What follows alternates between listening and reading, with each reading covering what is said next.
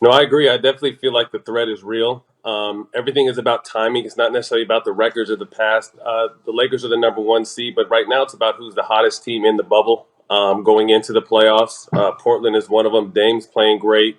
I still think not having Trevor Ariza in these playoffs, if Portland is fortunate enough to make the playoffs, is going to hurt. But like everything everyone else mentioned, they have no match for Dame. They have no match for CJ.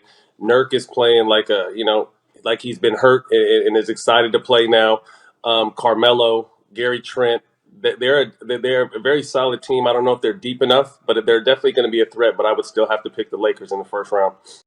So if you're watching this video at the time it's coming out, well, I appreciate you, and you're a real one, but you'd also know that the West is currently the most competitive it's been in years. Because there is only a 1-game difference between the Grizzlies in the 8th spot and the Suns in the 11th spot. We're at a point where we still don't even know who's gonna be in the play-in tournament and who's gonna be 8th seed. Because Portland is currently only half a game behind Memphis, who are already shorthanded without Josh Jackson Jr., and so a lot of people aren't really expecting them to hang on to that 8th seed for that much longer. I understand that I'm taking a risk with making this video, but I believe that the Blazers will end up making the 8th seed in the West after all is said and done. I think that now that Nurkic is back, that might have been their X factor that they've been missing all season. Well, they had some other injuries during the season, which is why they didn't really do that well, but now they have their roster back, and if they can stay out ahead of Phoenix, who are currently playing out of their minds, I have confidence in them taking the 8th seed in the West, which would put them against the Los Angeles Lakers in the first round. And so that's what we're talking about today. We're going to be talking about their previous games throughout the season, the matchup situation, and we're going to be discussing why I believe this will be one of the toughest matchups for the Lakers this entire playoffs. But before we begin, if you're new here, I'm Double D.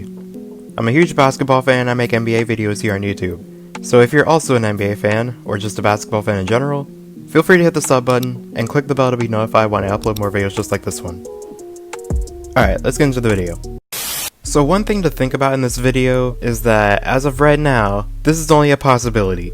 Because, actually, as I'm recording this, the Suns are blowing out OKC because they just decided to rest everybody, even though they're only half a game ahead of Utah in 6th, but anyway. They're probably winning their 6th game in a row. And given that Portland dropped a game against the Clippers that they were really trying to give to them, that kinda tested my confidence in them. It also didn't help that they nearly lost to the Sixers with no Ben Simmons or Joel Embiid, at which point I lost all hope for them until Damian Lillard went Super Saiyan in the 4th quarter. But with all that being said, I still think that the Blazers are not a good matchup for the Lakers. I obviously don't expect them to win, but they're gonna be a team that really pushes them. Think of it like the Clippers and Golden State last year. They played 3 games throughout the season with the Lakers winning 2 of them, which is about what we would expect, especially given how many injuries Portland dealt with this year. But they still gave the Lakers a fight, and the Lakers made some mistakes in those games that we'll look at. But for now, let's just see where they beat each other. So this play was a really good heads-up play by JaVale. Him and LeBron run a pick and roll, which causes this matchup of JaVale and Melo. And so JaVale does a really good job here of preventing Melo from switching back and ends up getting great inside position on him. And it's a simple bounce pass and it's a dunk. Now this is one thing that I'm not too sure will be a problem for Portland because they're healthy now, but the Lakers had a huge size advantage this game, and they took full advantage of it, and we can see that here. So CJ is switched on to LeBron here. I'm not sure how that happened because the camera didn't show it, but CJ is on LeBron in the post, which is not ideal. And so he calls for Whiteside to double, which frees up Dwight Howard for a run to the rim. So here we see a little bit of Damian Lillard's gravity in action, and we can see Avery Bradley is just ready here. I mean, he looks like he's expecting a pass, but Lillard quickly runs off a screen from Anthony Tolliver, and this is where you would usually see Dame either take the shot or get a mismatch. And so both Dwight Howard and Avery Bradley come out to contest that 3, which leaves Whiteside wide open at the rim. And here we can see the Lakers just inability to defend a pick and roll with Damian Lillard, which we'll talk more about later. But Whiteside is again out here top of the 3-point line and hands off to Lillard. And AD does a much better job than Dwight Howard of staying attached to Whiteside on the roll, but the attention that Lillard draws means that he now has the entire team focused on him, and is able to collapse the defense before kicking to Melo, to which Danny Green rotates and now Anthony Simons is wide open. Now this play right here, oh my goodness. When I said the Lakers didn't know how to guard a Damian Lillard pick and roll, this is what I meant. So he dribbles across half court and gets a screen from Bazemore, and now LeBron, instead of stepping up, he backs up for some reason. I mean, he's almost at the free throw line switching on to Damian Lillard. And so, yeah, that's a layup. And Avery Bradley was right to light LeBron up after this play because, I mean, I'm not too sure what that was. But moving on. So this play isn't really relevant. I just noticed it's really similar to a play that Golden State often runs for Steph Curry, which makes sense given his shooting ability, but check it out. He is an Iron Man. 36 minutes a night. CJ getting 36 minutes a night. Dame to step back. Deep one, got it. Remaining.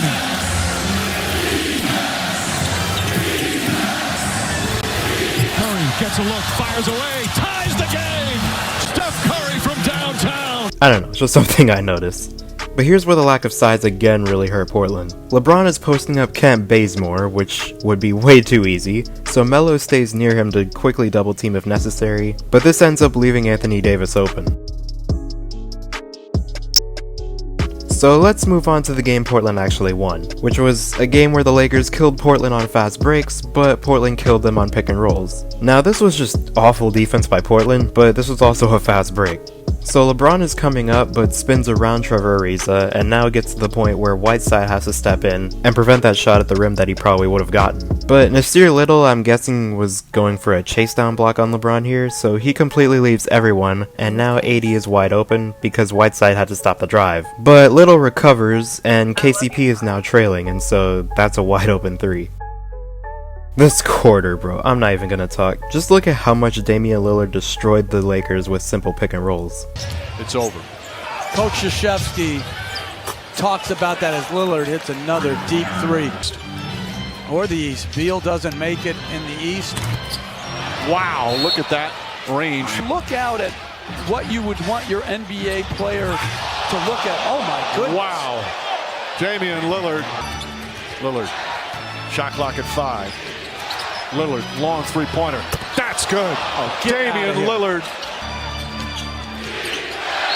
Lillard.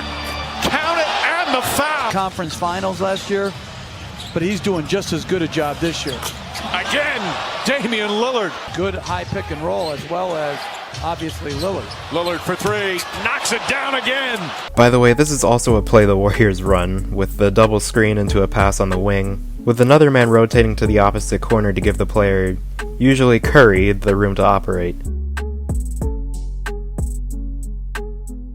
And so that's pretty much where the game fell apart for the Lakers. But all that being said, this would be a very interesting series if it were to happen, which I hope it does because I think that would be a great matchup, and also this video wouldn't go to waste. But it is worth noting that the Blazers will now have Nurkic back, and the Lakers will also have less perimeter defense with Avery Bradley out, and I'd even throw Rondo in there too, but they're still mostly going to miss him on offense. And so that's going to be something to pay attention to, not just in this matchup but also throughout the playoffs because the West has a lot of great guards that probably would have been matched up against Avery Bradley. And so Portland would probably have a shot at making the series really competitive. Given how poorly the Lakers were guarding them on the pick and roll, I'd say that's probably the point of emphasis because I mean, this cannot happen, especially in a playoff series.